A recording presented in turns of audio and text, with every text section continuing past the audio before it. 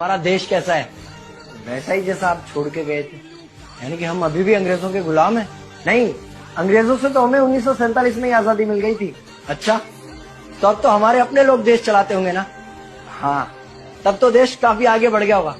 जब हमारे अपने लोग देश चला रहे हैं तो गरीबी और भ्रष्टाचार का तो नाम ही नहीं होगा। सबको बराबर हक दिया जाता होगा, किसानों और मजदूरों का अच्छा ध्यान रखा जाता होगा ना? नहीं, ऐसा तो कुछ नहीं है। तो कैसा है बताना मुझे। कैसे हमारे अपने नेता, हमारे आजाद भारत के नेता, 100 साल हो गए मुझे गए हुए, बताना। हमारे अपने नेता वो तो अपनी जेबें भरने में लगे हुए हैं। आने वाली 7 पीढ़ियों को नहीं बल्कि 700 पीढ़ियों को ना कमा कर खाना पड़े उस चीज के इंतजाम में लगे हुए हैं। तो तुम लोग क्या कर रहे हो और हमारे देश का युवा क्या कर रहा है? हम लोग तो इंस्टाग्राम पर रील्स देखने में बिजी हैं। यानी कि हमारी कुर्बानी का देश के लोगों पर कोई असर नहीं पड़ा। देश के लोगों में कोई देशभक्ति नहीं, कोई देश प्रेम नहीं। नहीं, ऐसा नहीं है। आपके लिए और देश के लिए बहुत प्रेम है भारत के लोगों के दिलों में। हर 15 अगस्त और 26 जनवरी को तिरंगा फहराते हैं, पूरे जोश के साथ भारत माता की जय बोलते हैं और आपकी डीपी भी लगाते हैं। और भारत और पाकिस्तान के क्रिकेट मैच के दौरान तो हमारी देशभक्ति पीक पर होती है। तुम इसे देशभक्ति समझते हो?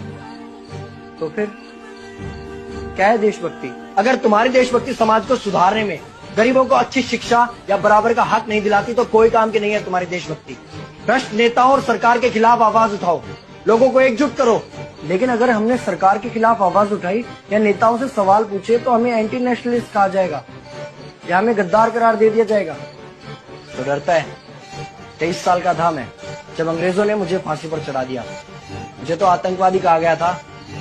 अगर अब नहीं जागे तो ये देश सोता रहेगा। ये सरकारें, ये नेता देश को बेच खाएंगे। इस भ्रष्ट सरकारी तंत्र से लड़ो। देश को क्रांति की जरूरत है। क्रांति यानी कि हमें हथियार उठाने होंगे, बंदूकें उठानी होंगी जैसे आपने उठाई थी। नहीं, हमारी क्रांति विचारों की थी। जब अंग्रेजी हुकूमत ने हमारी आवाज नहीं सुनी तो हमने और जोर से आवाज लगाई और अपने विचार रखे। और क्रांति केवल सत्ता को बदलने तक सीमित नहीं है, बल्कि इस भ्रष्ट अन्यायी तंत्र को जड़ से उखाड़ कर फेंकना है। पर ये होगा कैसे? अपने आसपास से शुरुआत करो। जो भी तुम्हें भ्रष्ट नजर आए उसके खिलाफ आवाज उठाओ, एक्शन लो। तुम्हारे टैक्स का पैसा नेताओं की जेब में जा रहा है, हिसाब मांगो।